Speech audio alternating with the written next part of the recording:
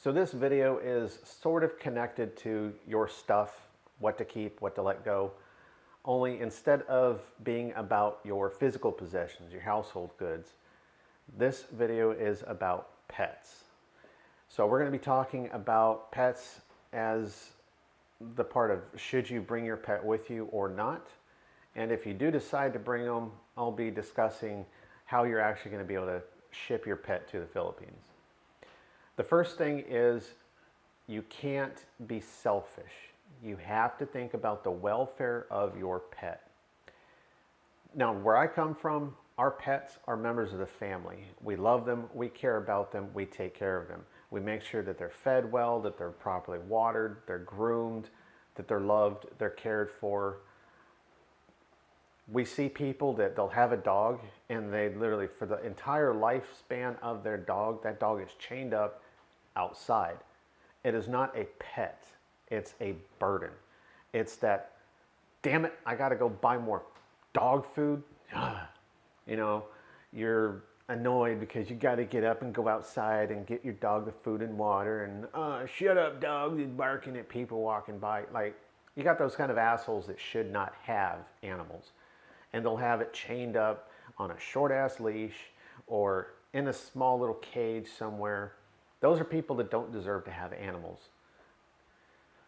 But for the majority of people that I've known that have owned pets, we take care of them. You know, there have been times where we don't have much money, but your dog gets hit by a car, you're spending thousands of dollars on surgery and repair and having your dog fixed. So instead of just the, it's kind of, you know, $300 kind of expensive, just put it to sleep. You know, it's a member of your family. So we're very close to our pets. The decision to move overseas is a difficult decision, but when you're thinking about, okay, I got a member of my family here, I need to bring my dog, I need to bring my cat. You love them, you want to be with them, you know, you want to keep them, you don't want to just give them away, you know. They look at you as their guardian, their parent, whatever. So you might be thinking, I don't want to give my animal away, I don't want to leave it behind, I want to bring it with me.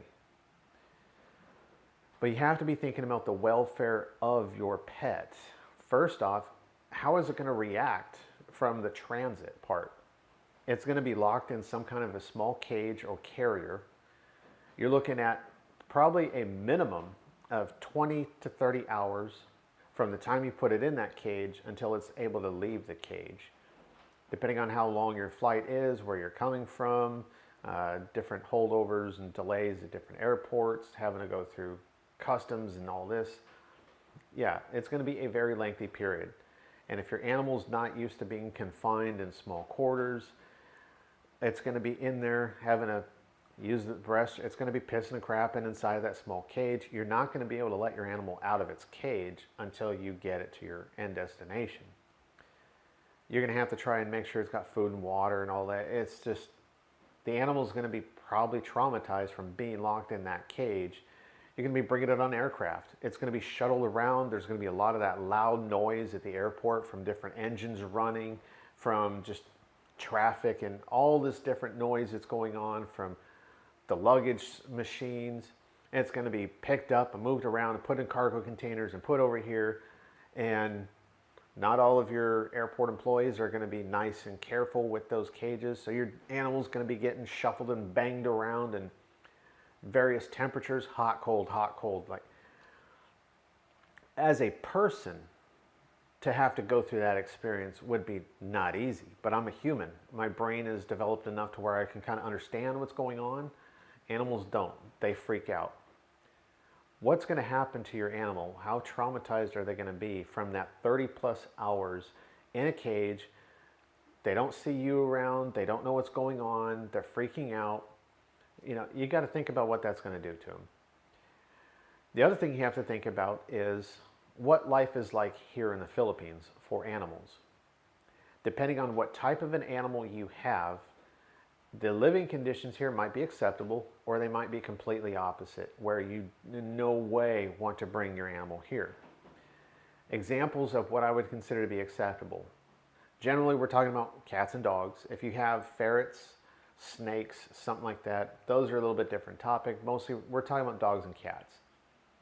If you have an animal that is always an inside animal, okay, if you have a cat that does not go outside, you freak out if it goes towards your doorway kind of thing. If it's an inside cat, it'll probably be okay here. If you have a cat that's inside and outside, it's going to be very...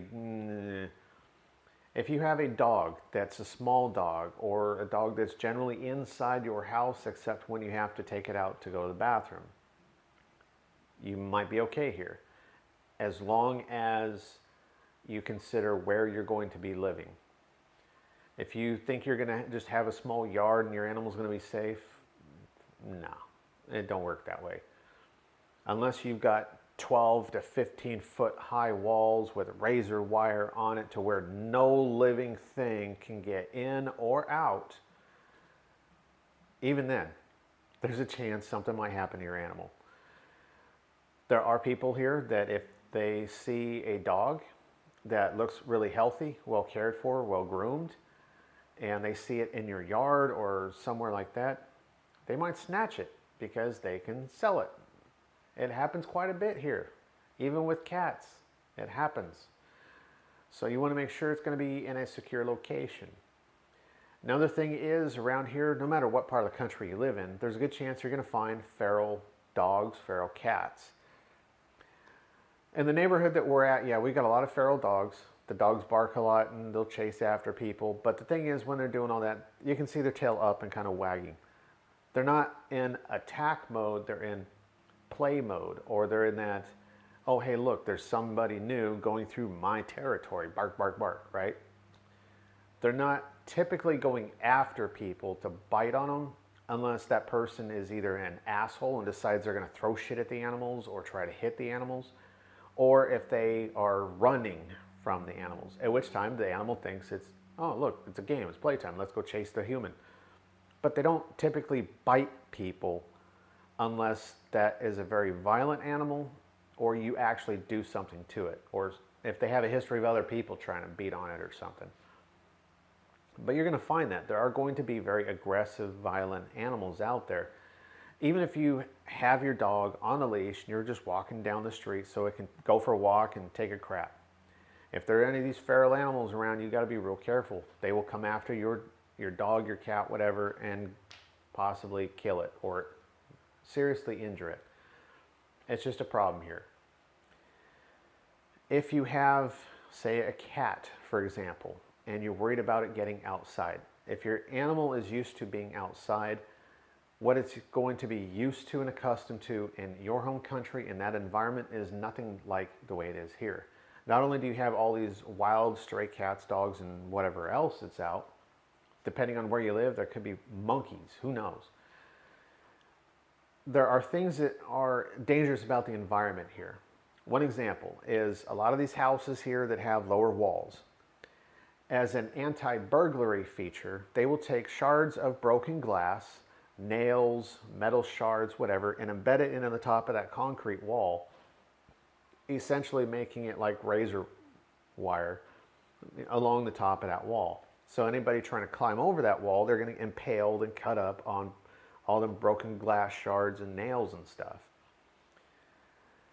A human is going to, if somebody, a real human is thinking, I'm going to go break into this person's place, they already kind of assume, yeah, there's that shit on the wall. They're just going to take a coat, jacket, blanket, whatever, throw it over that portion of the wall. Same thing you would do with barbed wire, right? And they're just going to climb over that. You're not going to worry about the barbed wire itself. Animals don't do that. If you have a cat, your cat's getting chased, and to escape the threat, your cat decides it's going to jump over a wall. The top of that wall has that broken glass crap. Your cat's going to get all cut up. Who knows? Razor wire, barbed wire, you're going to find all that kind of stuff. It's not a safe environment. There are people out here that just abuse animals. It's very common out here in different places where for fun kids will throw rocks at dogs or chase after cats. So if you have an animal that you're thinking is going to be fine being outside, unless you are in like just an amazingly wonderful gated community that has no feral animals, doesn't have all that, then you've got your traffic. A lot of people here, when they see animals, they actually are good about it. They'll slow down, they'll avoid it. But if something happens, an accident, you hit an animal, fuck it. They just keep going. They don't give a rat's ass about that person's pet that they just ran over, leaving it to die. Some people, they'll actually have the nerve to stop, get out, look, and just basically throw the animal off the side of the road so that it's not in the way and hope nobody saw them do it, and they'll haul ass out of there. But you've got traffic. People are driving around here. They're narrow streets. People just a lot of times don't pay attention, and it's very easy for your animals to get hit. So it's not a very safe environment. That's something you have to think about. And it's just, you've really got to spend a lot of time taking that into consideration. I know this is going to be a little bit longer video because this is a very difficult topic. Now, if you do decide that you're going to bring your animal with you, you've already said, I can make sure my animal's going to be safe, it'll be okay, it's not going to be too traumatized from the trip or whatever, I can make sure it's going to work out. You need to look into the airline that you're going to be using to travel and really find out from them what are their methods, their procedures for shipping animals. Some airlines you might actually be able to keep, if it's a smaller animal, you might be able to get an empty seat where they will allow you to basically have your animal in its cage in the seat next to you. You're not ever allowed to open that cage because they don't want it getting out, but some airlines do offer that option. As long as there's an empty seat available, they can shuffle things around so you can have an empty seat next to you for your pet. Other airlines, strictly no animals in the cabin whatsoever. It goes in storage area underneath. That's going to be where it's a lot more difficult for your animal to deal with that. But you just need to look that information up. Some airlines, you could even find people that for hire, their job specifically is for safe animal transport. I've never looked into it too much, but I have read about it here and there. It's something to do more research on, see if that even exists anymore. But there's a long list of requirements. I'll include the web pages that I have found from immigration and stuff that actually explain all the requirements for bringing in an animal. But basically what it comes down to is, one, you're going to have to make sure that your animal has an RFID card, the little chip. So if your animal's been chipped and the chip can be read within, I think it's like a 10-digit scanner or whatever the hell, if you've got that, you're good to go. The other thing is you have to go to a veterinarian and get full medical clearance paperwork on it saying that it doesn't have this, doesn't have that, doesn't have this, it's been checked for this, it's got all these different immunizations and vaccines and blah, blah, blah. It's good to go. And they're going to have that list of what you need requirements from your vet. So when you go into your vet, they'll be able to make sure you got all that. Then you're going to have to get all the paperwork from immigration. You're going to have to fill out this huge form, make sure you've got it all ready, so that way when you're going to the airport, when you're getting ready to board the aircraft and everything, you're going to have a permit. So you're going to have to fill out all this paperwork, send it to the consulate, whatever. You're going to get a permit for bringing your animal in, and then you bring your animal with you. But you're going to have to make sure you've got all that stuff taken care of. You've also got to make sure that your animal has been dewormed and had all of its, whatever stuff is required, depending if it's a dog or cat. Once you bring it into the Philippines, when you arrive here, you're going to show them all this different documentation, show them all the health records, and if they give you the thumbs up, okay. From there, you bring the animal to your home. It now has a mandatory 30-day home quarantine. They're essentially telling you keep it in the house. It is not allowed to be out where it can escape and, basically get out of a quarantine state. So for 30 days, that animal's got to be in your house. You might be able to get away with putting it on a leash and like walking outside of your residence just enough to go to the bathroom kind of thing, but really they're not really wanting that. But you're going to do a 30-day home quarantine, and then after that you should be okay. But just look over those different requirements. Another thing to think about is if you look around, you're going to be like, oh yeah, there's plenty of dogs and cats around. The dogs don't mess with the cats. Cats don't mess with the dogs. Everything's fine. Why should I be worried about my animal? No, it's simple. Those animals grew up here. They were raised in that. And if you see an adult cat here, it is an adult cat because it learned how to survive in the environment. Most animals here don't last long. Either their immune system is not strong enough and they end up getting sick and dying from some kind of toxicity, licking up some kind of fluid, or drinking bad water, eating rotten food. A lot of things like that, they get sick and die. It could just be an accident, get hit by a car, could be killed from other animals, who knows? The animals that are around, they have earned that right by survival. Your animal coming here has not grown up in this environment and is not accustomed to the way things work here. Your animal is the prey. Your cat, your dog, it's the bitch. It is what everything else is going to be chasing after and messing with, and it's probably not going to survive very long. You might think, oh, my dog's a big, he'll be able to whoop any other dog's ass. Your dog hasn't been in that survival environment where it has been fighting for its life every single day. I don't care how big and mean and, oh, I got an ex-law enforcement German Shepherd. Don't matter, because once you get out here, smaller dogs, especially you get a pack of them, they will chew your dog up because it's about survival. It's not about just being this. So think about the welfare of your animal before you just, oh, I love my dog, I'm bringing my dog with me. Don't be that asshole. Don't be selfish. Personally, I had a cat. And I guess this is a good way to end the videos, just to tell my story. So if you're done, you just want to go to another video, that's fine. But for my story, as a disabled veteran that's having to deal with things like PTSD, depression, anxiety, and stuff like that, I was under a lot of stress. I was having suicidal thoughts for periods. I wasn't able to deal well with it. And being alone, living by myself, there were just some really bad, dark times. My VA counselors, my psychiatrists, the ones that are helping me with these things, they know that I've had pets in the past. You know, my family always grew up with dogs and cats. Usually the dogs belonged to my mom or my parents. The cat was always mine. Not always, but usually, you know, especially if it was like the male cat. So I'm both a dog person and a cat person, but for me personally, I prefer cats. And one of the counselors suggested I get an animal, a pet, a cat. Where I lived, you know, and it was a fourplex apartment, not allowed to have pets. But what happened was one of the tenants that lived downstairs from my unit, they were vacated.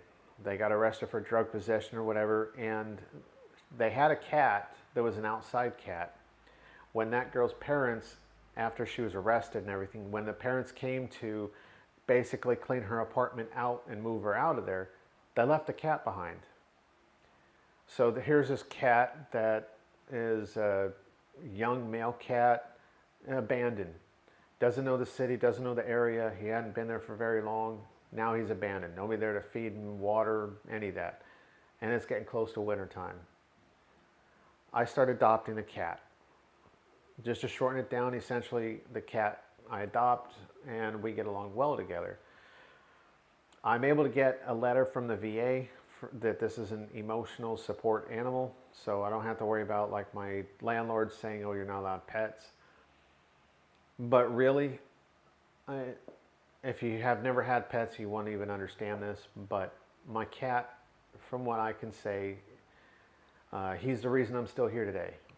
I mean, there were times where it was very difficult, and my cat just had this ability to sense when things were going wrong, when I wasn't doing well, when I was having just issues with stress, anger, or whatever. And I might be sitting there working at my computer, and he would jump on my lap or rub against my leg, just different things. So my cat became a companion, somebody that was there to help me, like to distract me from the problems I was dealing with. Um, you know, I'd be sitting there working on homework or something like that, just doing whatever, stressing out, and I'm so focused on that, but he would come and distract me to help me relax, de-stress. I called him Buddy because he was basically my battle buddy. He was there to help me through difficult times when I didn't have anybody else around. I was very emotionally attached to my cat. He was, I'm not going to say like my best friend, but what I mean though is he was there for me in that sense. It might sound kind of cheesy, but he was very important in my life. He grew up where I was the only person he really knew well. He didn't like being around other people as much. He was very much an outdoor cat, but it took him a while to get used to other people. But I cared about him a lot. I wanted to bring him here. But then I start looking into the reality of what's going to happen when I bring him here. He's mostly an outdoor cat. He comes inside to eat. He comes inside to sleep. He sleeps on my bed at my feet. But during the day, I mean, he's outside. He only goes to the bathroom outside, things like that. So if I bring him here, I can't just have him an indoor cat. That would torture him. It would just, it's cruel. But if I let him out, I don't know what area I'm going to be living in. Am I going to be living in a part where there is no yard? There's nowhere for him to go hide from others? Is it just going to be like he goes out and he freaks out and runs off and gets ran over or attacked by other animals? Who knows what's going to happen to him? I didn't want to take that risk. As much as I wanted to have him here, be a part of my life, you know, be a part of the family in a sense, I had to do a lot of difficult decision making, and it came down to where my mom has a nice house outside of a big city, decent sized yard. He's gotten a little bit accustomed to my mom from when she would visit at the apartment.